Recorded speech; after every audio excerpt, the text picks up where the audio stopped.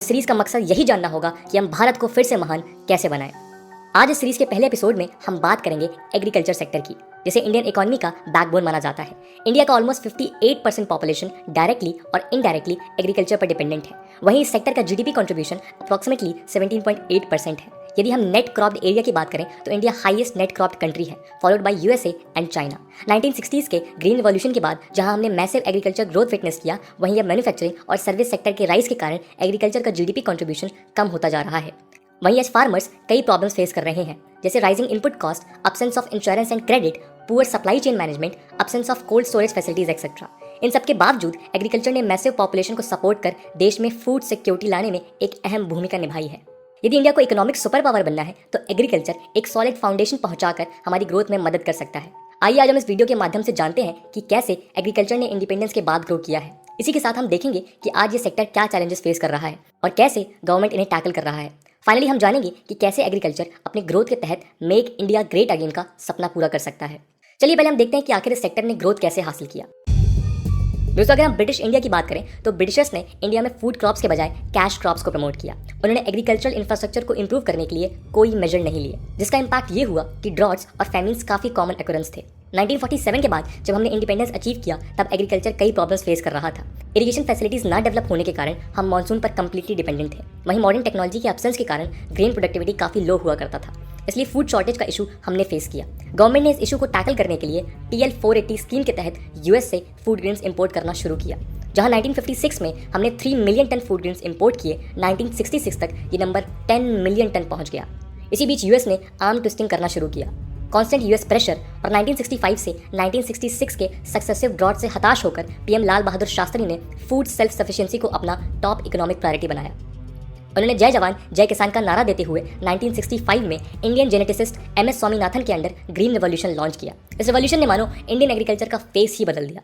Green revolution के कई important features थे, जैसे पहली बार इंडिया में हाई यील्डिंग वैरायटी यानी कि HYV सीड्स का इंट्रोडक्शन किया गया। ये seeds drought resistant, pest resistant थे और इन्हें प्रॉपर इरिगेशन की जरूरत होती है। इसी कारण ग्रीन रिवॉल्यूशन को पहले पंजाब, हरियाणा और तमिलनाडु में इंट्रोड्यूस किया गया, जहां इरिगेशन फैसिलिटीज बेटर थी। वहीं सबसे पहले हमने व्हीट, राइस क्रॉप्स पर फोकस किया, जिससे फूड सिक्योरिटी इंश्योर हो सके। कैश क्रॉप्स जैसे कॉटन, ऑयल सीड्स, जूट को इसमें इंक्लूड नहीं किया गया। इस रिवॉल्यूशन ने इनलैंड इरिगेशन सिस्टम इंप्रूवमेंट पर भी फोकस किया। फार्म प्रोडक्टिविटी बढ़ाने के लिए फर्टिलाइजर्स, पेस्टिसाइड्स और वीडिसाइड्स का इस्तेमाल होने लगा। फाइनली कमर्शियल फार्मिंग प्रमोट करने के लिए ट्रैक्टर्स, हार्वेस्टर्स, ड्रिल्स जैसे मॉडर्न मशीनरीज का इस्तेमाल किया गया। इस रिवॉल्यूशन ने इंडिया के ग्रोथ को एक नया ट्रेजेक्टरी दिया। जहां 1960 में व्हीट प्रोडक्शन सिर्फ 11 मिलियन टन्स था, ये नंबर 1990 तक 55 मिलियन टन्स पहुंच गया। एग्रीकल्चर आउटपुट इंप्रूव करने के साथ पर हेक्टेयर यील्ड में भी काफी इंप्रूवमेंट देखने को मिला। जहां 1960 में पर हेक्टेयर यील्ड 850 kg था, वहीं 1990 तक 2281 kg पहुंच गया। इसका इम्पैक्ट ये हुआ कि इंडिया अब सरप्लस प्रोड्यूसर बन गया। फार्मर्स जो पहले सब्सिस्टेंस फार्मिंग कर रहे थे, अब कमर्शियल फार्मिंग के तहत अपना प्रोड्यूस मार्केट में बेचकर अच्छा इनकम रियलाइज कर रहे थे। धीरे धीरे ग्रीन रिवॉल्यूशन को पूरे देश में इंप्लीमेंट किया गया। वहीं व्हीट और राइस के अलावा सीरियल्स, पल्सेस, ऑयल सीड्स पर भी फोकस किया गया। आज इंडिया एक ग्लोबल एग्रीकल्चर पावर हाउस बन गया है। इंडिया वर्ल्ड का largest milk, pulses, tea, spices producer है और second largest rice, wheat, cotton, sugar cane, fruits और वेजिटेबल प्रोड्यूसर है। इन सभी पॉजिटिव स्टैटिस्टिक्स के बावजूद एग्रीकल्चर सेक्टर कई चैलेंजेस फेस कर रहा है। जानते हैं इन्हीं कुछ चैलेंजेस के बारे में। पहला है लो productivity levels, smaller hand holding, poor quality of seeds, poor irrigation facilities के कारण इंडिया में एग्रीकल्चर प्रोडक्टिविटी काफी लो है। रिपोर्ट्स के अनुसार इंडिया का per unit productivity China, USA और ब्राजील से काफी कम है। वहीं दूसरा मेजर चैलेंज है अंडर डेवलप्ड इरिगेशन फैसिलिटीज। आज भी इंडिया का 60% ग्रॉस क्रॉप्ड एरिया रेनफॉल पर कंप्लीटली डिपेंडेंट है। तीसरा इमर्जिंग इशू है ग्राउंड वाटर डिप्लीशन। दोस्तों, पंजाब, हरियाणा में मैसिव राइस प्रोडक्शन होता है, जबकि ये रीजन राइस के लिए सूटेबल नहीं है। राइस एक वाटर इंटेंसिव क्रॉप है, इसलिए इस रीजन में वाटर फर्टिलाइजर ओवर यूज दिखाई देता है, जिसके कारण ground water depletion, increase in soil salinity जैसे इश्यूज देखने को मिल रहे हैं। अगला है lack of insurance support. India में एग्रीकल्चर इंश्योरेंस मैकेनिज्म काफी पुअर है। 192 MHA ग्रॉस सॉइल एरिया में सिर्फ 15 MHA क्रॉप एरिया इंश्योर्ड है। अगर हम बाकी कंट्रीज से कंपेयर करें तो यूएस में 70%, चाइना में 50 to 60% एरिया इंश्योर्ड है। अगला मेजर इशू है लैक ऑफ मैकेनाइजेशन। इंडिया में आज भी मेजॉरिटी फार्मिंग कन्वेंशनल टूल्स द्वारा किए जाते हैं। वहीं एग्रीकल्चर सेंसस 2011 के अनुसार एवरेज लैंड होल्डिंग सिर्फ 1.15 हेक्टेयर है और 85% फार्मर्स 2 हेक्टेयर से भी कम लैंड ओन करते हैं। ये सभी फैक्टर्स मॉडर्न टेक्नोलॉजी को इंप्लीमेंट करने में ऑब्स्टिकल क्रिएट करते हैं। वहीं स्कार्सिटी ऑफ क्रेडिट और कैपिटल आज भी एक इशू है। इंस्टीट्यूशनल मैकेनिज्म जैसे बैंक्स के एब्सेंस के कारण फार्मर्स मनी लेंडर से पैसे उधार लेते हैं। ये मनी लेंडर्स इन्हें हाई इंटरेस्ट रेट में पैसा देकर डेट ट्रैप में फंसते हैं। पैसा वापस ना रिटर्न करने पर उन्हें अपना लैंड बेचना पड़ता है। अगला इशू है इनएडिक्वेट स्टोरेज फैसिलिटीज। स्टोरेज फैसिलिटीज जैसे गोडाउन्स, वेयर हाउसेस के एब्सेंस के कारण फार्मर्स को अपना प्रोड्यूस मजबूरन कम प्राइस में बेचना पड़ता है। पारसी कमेटी के अनुसार nearly 6.6% food grain wastage poor storage के कारण होता है। वहीं on an average 20% fruits vegetable wastage cold storage के एब्सेंस के कारण होता है। फाइनल इंपॉर्टेंट इशू है एग्रीकल्चरल मार्केटिंग। आज भी रूरल एरियाज में एग्रीकल्चर मार्केट्स पुअर शेप में है। फार्मर्स को अपने इलाके में एपीएमसी मार्केट्स में प्रोड्यूस बेचना कंपलसरी है। मिडलमैन एजेंट्स इनकी मजबूरी का फायदा उठाकर क्रॉप्स को बहुत कम प्राइस में परचेज करते हैं। दोस्तों, गवर्नमेंट ने इन प्रॉब्लम्स को रिजॉल्व करने के लिए कई स्टेप्स लिए हैं। सबसे पहले हमें फूड प्रोसेसिंग सेक्टर पर फोकस करना चाहिए। दोस्तों, इंडिया वर्ल्ड का सेकंड लार्जेस्ट फ्रूट्स और वेजिटेबल प्रोड्यूसर है, लेकिन हार्डली 2% प्रोड्यूस प्रोसेस होता है। वहीं बचे 98% में से 20 to 30% प्रोड्यूस कोल्ड स्टोरेज के एब्सेंस के कारण वेस्ट होता है। फूड प्रोसेसिंग इंडस्ट्रीज इन पेरिशेबल आइटम्स को प्रोसेस कर इनका शेल्फ लाइफ बढ़ा सकते हैं और वेस्टेज को कम कर सकते हैं। वहीं इंडिया का लाइफ स्टॉक पॉपुलेशन काफी मैसिव है, लेकिन सिर्फ 1% मीट को वैल्यू एडेड प्रोडक्ट्स में कन्वर्ट किया जाता है। इसका नेट इम्पैक्ट ये है कि नीति आयोग के अनुसार पोस्ट हार्वेस्ट लॉसेस 90,000 करोड़ के ऊपर है। Export orientation.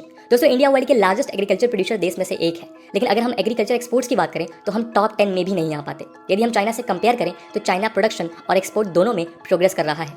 आज चाइना वर्ल्ड का 4.1% एग्रीकल्चर फूड एक्सपोर्ट ऑक्युपाई करता है, जबकि WTO के ट्रेड स्टैटिस्टिक्स 2017 के अनुसार India 2.27% agriculture food export share करता है। हमें बेटर ट्रांसपोर्टेशन, स्टोरेज फैसिलिटी और ब्रांडिंग के तहत एक्सपोर्ट्स को प्रमोट करना चाहिए। फॉर एग्जाम्पल, अगर हमें बिहार की GI सर्टिफाइड लीची को एक बिग ग्लोबल ब्रांड बनाना है तो हमें सबसे पहले बिहार से देश के सारे मेजर पोर्ट्स तक एंड टू एंड एक स्ट्रॉन्ग कोल्ड सप्लाई चेन तैयार करनी होगी, जिससे छोटे से छोटा किसान भी जुड़ा हो और वो अपने पेरिशेबल आइटम्स को इस सप्लाई चेन के माध्यम से दुनिया भर में एक्सपोर्ट कर पाए। इसी के साथ हमें नॉन फार्म इनकम पर भी फोकस करना चाहिए। यदि कोई नेचुरल डिजास्टर होता है तो एलाइड सेक्टर जैसे dairy, cattle rearing, fishery farmers को अल्टरनेट इनकम प्रोवाइड कर सकते हैं। वहीं कुसुम स्कीम के तहत सोलर वाटर पंप द्वारा फार्मर्स अपना इलेक्ट्रिसिटी नीड फुलफिल कर सकते हैं और सरप्लस इलेक्ट्रिसिटी मार्केट में बेचकर पैसे कमा सकते हैं। Higher productivity. वहीं अगर प्रोडक्टिविटी इंप्रूव करना हो तो उसके लिए टेक्नोलॉजिकल इंटरवेंशन जरूरी है। प्रिसीजन फार्मिंग या ड्रिप इरिगेशन, ड्रोन्स, सेंसर्स की मदद से इनपुट कॉस्ट को कम किया जा सकता है। अब वक्त है कि हम क्लाइमेट स्पेसिफिक एग्रीकल्चर पर फोकस करें, जिससे हम क्रॉप्स को उनके बेस्ट पॉसिबल एरियाज में ही ग्रो करें। कलेक्टिव फार्मिंग पर भी गौर फरमाया जा सकता है। इससे हम बड़े मॉडर्न इक्विपमेंट आसानी से यूज कर सकते हैं और प्रोडक्शन को बूस्ट कर सकते हैं। Research and development. फाइनली, अगर किसी इकोनॉमी को प्रॉस्पर करना है तो strong research and development backup होना चाहिए। जहां China almost 60% agriculture GDP research and development पर स्पेंड करता है, इंडिया सिर्फ 31% स्पेंड करता है। ये नंबर बांग्लादेश से, जो कि 38% है, उससे भी कम है। इसीलिए ग्रीन रिवॉल्यूशन के बाद हार्डली हमने कोई नोटेबल इनोवेशन देखने को मिला। एग्रीकल्चर रिसर्च के तहत हम बेटर इनपुट्स देकर फार्म प्रोडक्शन बढ़ा सकते हैं।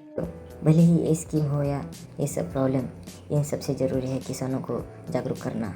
तो हम अब आपके लिए लेके आए हैं एक ऐसी सीरीज ऑफ वीडियो जो एग्रीकल्चर के हर पहलू को आपको समझाएगी।